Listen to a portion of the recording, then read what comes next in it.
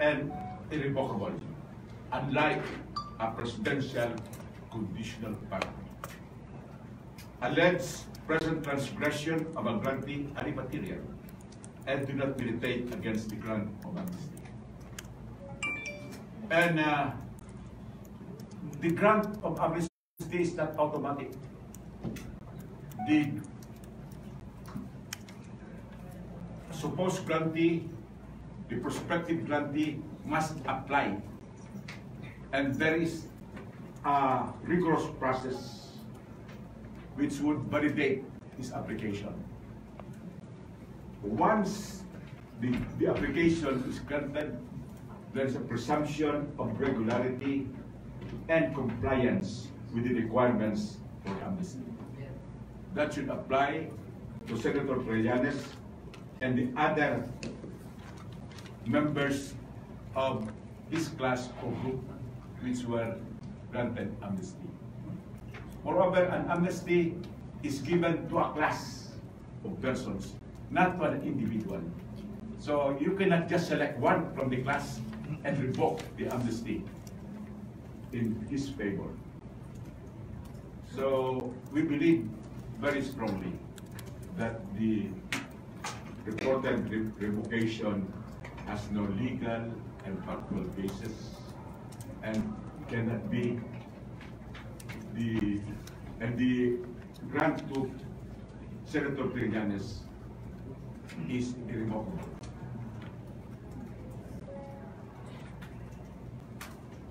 Saan niya pwedeng questionin yung decision ni Presidente?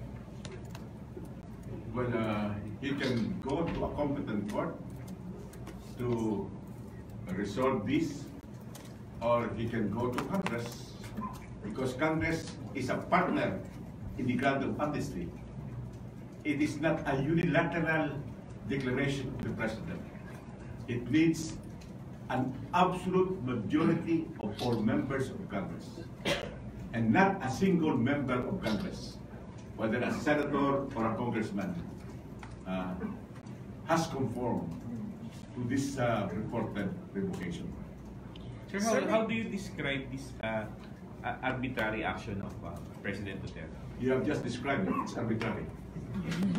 Sir, Justice Secretary Minardo Guevara said that Congress concurrence is no longer needed because the grant of amnesty is void ab initio, meaning it never had any legal effect from the start. So it's a contrary view from yours. Well, that is an opinion which has to be validated, because why is it void ab initio? There is a clear presumption that the applicant, in this case Senator Trillanes, complied with the requirements of the process for the grant of amnesty. Sir, pwede ba siya arestuhin? It seems na meron ng CIDG sa loob ng Senate. What is the charge for which he should be arrested? Previously, The mere revocation is not an automatic warrant of arrest. But Sir, Senator Trillanes himself said he will not make a scene and haharapin niya po yung pag-aresto sa kanya if it happens today. I don't think there will be any arrests forthcoming. Sir, is the government violating any law for doing this to Trillanes? Well, it's violating the grant of amnesty, which is virtually a law, in the sense that it has the concurrence of the Congress. Yeah, and also the Constitution, according to Raul. And under the Constitution, the President has the power to grant amnesty, subject to the concurrence of all members of the House and the Senate. When you say all members, that means the absolute majority of the total membership. Sir, clarification. Kasi earlier sa revocation, yung lumalabas na din the Justice Secretary has clarified na it was void and not revoked. Does it make a difference? Yung pag-void po ba, will it also be the Congress's occurrence? Well, the declaration of amnesty is not a unilateral declaration of the President. it needs the concurrence of an absolute majority from all members of the House and of the Senate. So any voiding or revocation would have to have the concurrence of the Congress, which is under the Constitution required to give its concurrence. Sir, what does this say to the opposition? Kung matuloy po yung pag-aresto kay Senator Trillanes, he will be the second fierce critic of President Duterte who will end up in jail. Then we could start counting the numbers. Sir, do you feel threatened as members of the opposition? Kayo po Yes. tatlo. Do you feel threatened by this action of Wala the namang President? kasalanan. Our advocacy is progressive and patriotic. Well, I think this action, being a political vendetta against the opposition, only shows that the Duterte administration is desperate and wants to throw even the kitchen sink against the opposition, given the fact that sa ngayon ang daming bunglings happening in our country. We have now a looming rice crisis, and not a food crisis. And we have a jet-setting president that has been spending millions of taxpayers' money just to have a junket in Israel. So to deflect all these criticisms, he is throwing everything against the opposition. And that, to me, is not lost on the public, given the fact that the issue right now is really high inflation, this food crisis, the rice crisis that our people are suffering. So I think we should not be reflected by these actions of Malacanang, because again, as I've said, the people knows that the problem is this administration. And come election time, it will be a day of reckoning. So I think this is more a reflection na takot yung Duterte administration sa nangyayaring krisis sa ating lipunan, at gagawa siya ng paraan para lang i-blame or ipitin yung opposition. Sir, so tingin sir, this is a diversion or tactic of Malacanang? But everything has been a diversionary tactic since day one, meaning that instead of addressing the economic woes we have, the sufferings of our people, it has been making such efforts as to divert us from the real issues. So ito ho yung gawain ng isang administration na takot harapin ang galit ng taong bayan.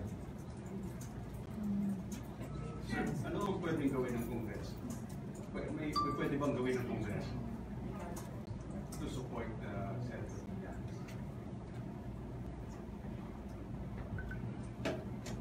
Well, isa ito ginagawa natin ngayon na meron tayo na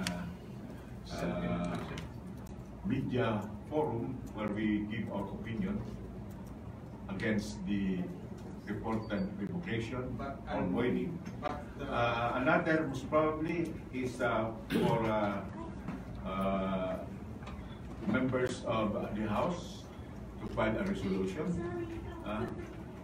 condemning this arbitrary voiding or revocation of the amnesty grant to Senator Trillanes. Sir, should the House leadership or should the House and Senate leaderships seek clarification with the executive with regards to this voiding of the amnesty grant? Because as you've said, the grant of amnesty required the concurrence of the Congress. So should the chambers of the Congress seek clarification? Or what proper course of action should they take? Well, most probably in the days to come, the executive will make some clarifications on the rules without any prodding from the legislative. But if they don't make such clarification, then we can initiate the move to demand for such clarification.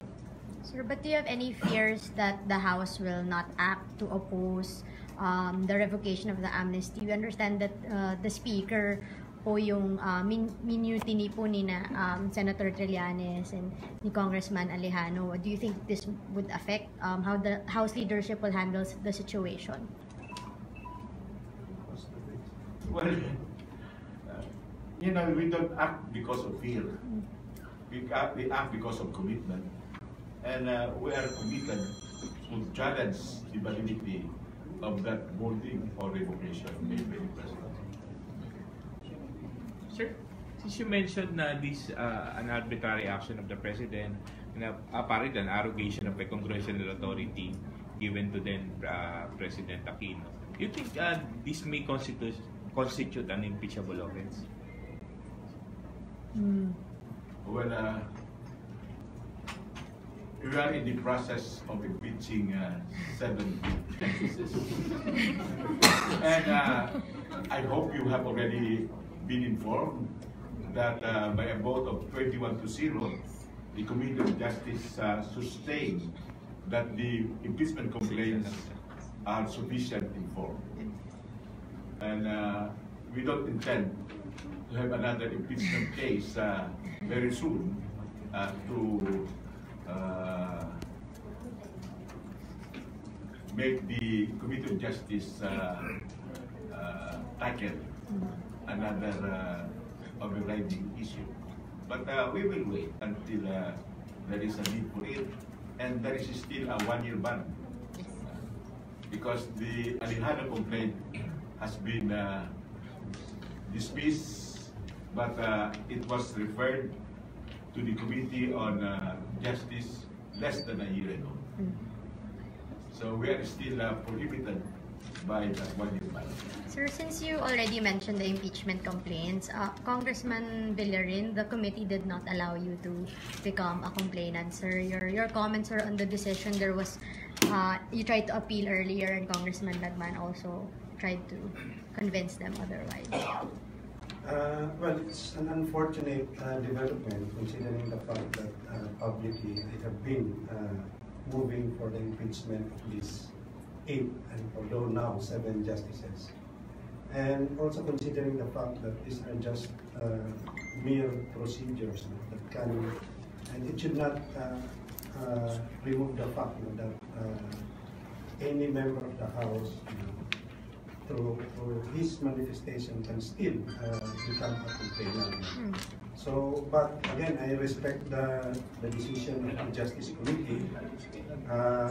What I only want is to still become part of the proceedings to show solidarity to my colleagues, and also if given the chance to seek clarifications or to be part of the discussions, then I would be willing and glad to participate in the hearings. Be that as it may, I'm still confident that the impeachment complaint against the 7 justices will prosper and will reach up to the point of determination of probable cause. So then I think it's duty. It's the duty of Congress to hear the impeachment complaint, and if ever, we can also invite the 7 justices to again appear before the House to defend themselves against these complaints. Having done so in the past, so there's no impediment that they should also be asked to appear when the level of determination of probable cause will happen. So, para malaman din ng publiko, dahil I think we should pierce the veil of secrecy that transpired in the impeachment of former Chief Justice Lourdes Sereno. The gods of Padre Paula should be taken down from their pedestal and be made to account to the people for what they have done and for their unjust and wrongful decision, unconstitutional at that.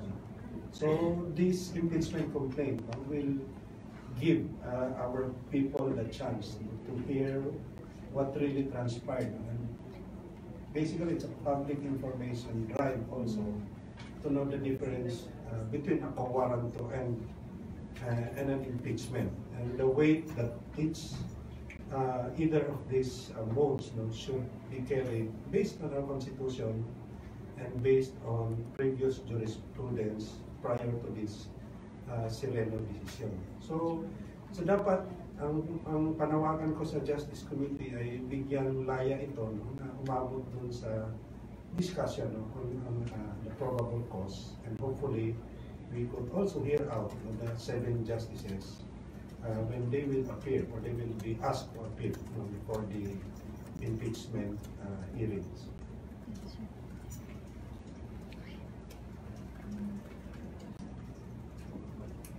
Are there other questions? Sir, comment nyo lang sa biyahe po ni Presidente sa Israel, because it has been reported that around 400 yung members ng delegation ng Presidente going to the Holy Land. Your reaction? Well, according to Malacanang, around 50 million will be spent for the trip, and so far this is the most expensive foreign trip. It eclipses the Russian trip, which we spent our taxpayers' money to the tune of 65 million pesos was used in the aborted Russian trip. Now, for the Israeli trip, I think the 400 member entourage is also again based on reports, and considering the fact that it was supposedly a gift to retired generals, their wives. So nagsama na ho sila kahit sino-sino.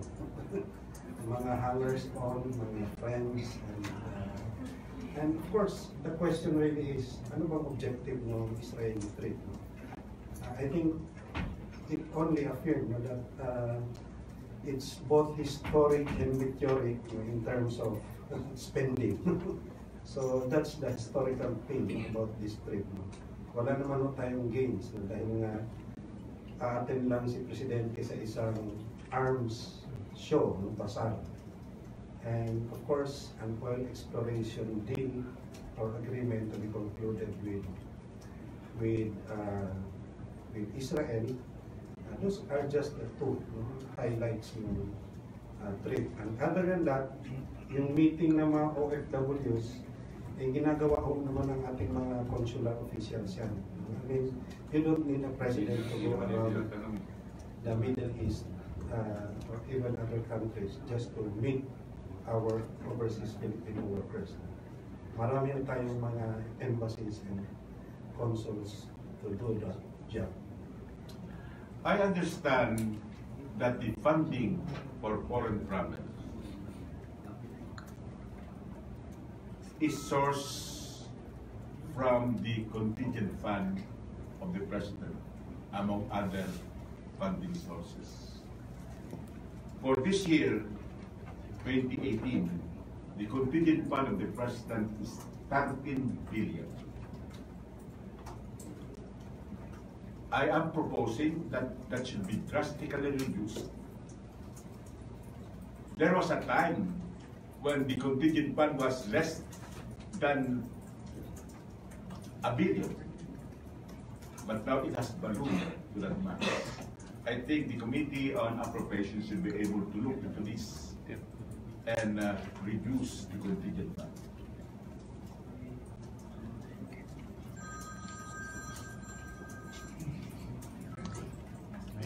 Thank you, sir. Sir, what is the contingent fund possible? It is for expenses which are unforeseen at the time the budget is made. But I think 13 billion is too much for any unforeseen eventualities. Sir, where is it located in the budget? It's a part of a lump sum. Lump Under sum. which department, sir? It's a lump sum. Lump sum. It's a lump sum. Well, it's supposed to be under the.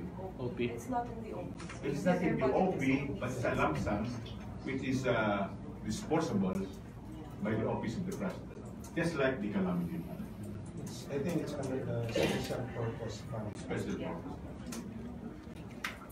Well, okay, nobody is asking about what is the implication of the statement of the present Chief Justice that the Congress as well as Malacanang should not interfere in the processes of the Supreme Court. But I think that has to be clarified. And it is opportune that there will be a briefing on the budget of the judiciary this afternoon after this briefing, 2 o'clock.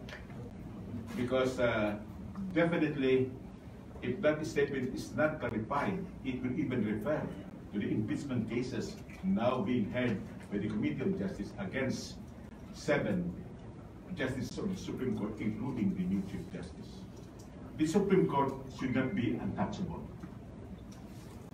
And the decisions of the Supreme Court, once they are unjust or malicious or grossly unconstitutional, should not deter the other departments of government from making an issue out of these malevolent decisions. Sir, do you think CJ De Castro was alluding to the impeachment complaints when he said that? Yeah, I will ask the representative of the committee of the Supreme Court and Judiciary what was alluded to by Chief Justice De Castro. It's very possible you are correct. She was alluding to the impeachment cases where she is one of the respondents. Alas dos, yeah, alas dos. Yeah. No. Okay. Thank you. Thank you, sir. Thank you.